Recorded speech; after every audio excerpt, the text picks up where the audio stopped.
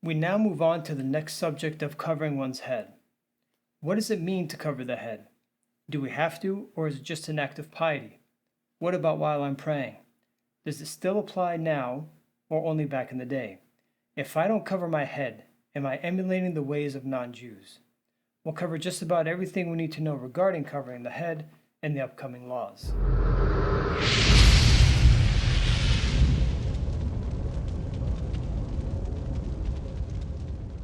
Halakha 25 talks about the importance of covering one's head, that one shouldn't walk a distance of 4 cubits, which, depending on the opinion, is approximately 6 to 8 feet, without having the head covered.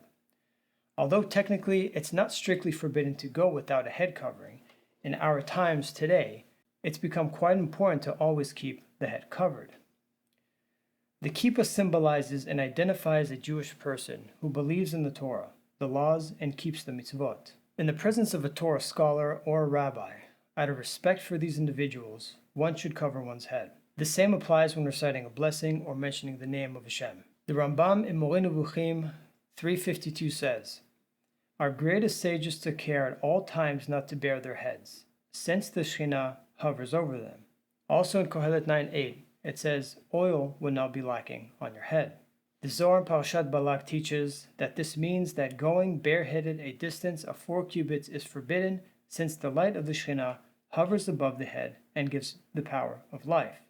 Next, Halakha 26 says that it's advisable to adopt the practice not to walk the distance of 4 cubits while bareheaded, and in fact to avoid being bareheaded even while sitting in one place.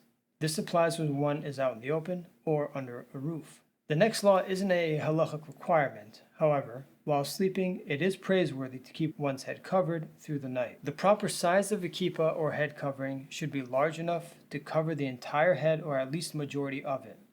Smaller is allowed, but still has to be large enough that it can be seen from all directions, from the front, from the back, and both sides. Anything smaller would be incorrect. In fact, one wouldn't be allowed to recite any blessings while wearing too small of a head covering. Needless to say, while saying the Shema, the Amidah, and Birkat HaMazon. It's even more important to cover the head during these times of praying, especially since we're accepting the yoke of heaven upon ourselves. As it says in Amos 4:12, "Prepare yourselves to address your God." Anyone that goes bareheaded is likely guilty of creating suspicions upon himself of being non-observant, and it's forbidden to draw suspicions upon oneself. In fact, nowadays it's a sign of rebelling and rejecting the Torah and mitzvot to go bareheaded. It's important for everyone to avoid giving off the impression that he might be non-observant. By wearing a kippah or a head covering, a Jew identifies himself as someone who's loyal to the Torah and as someone who possesses true fear of heaven.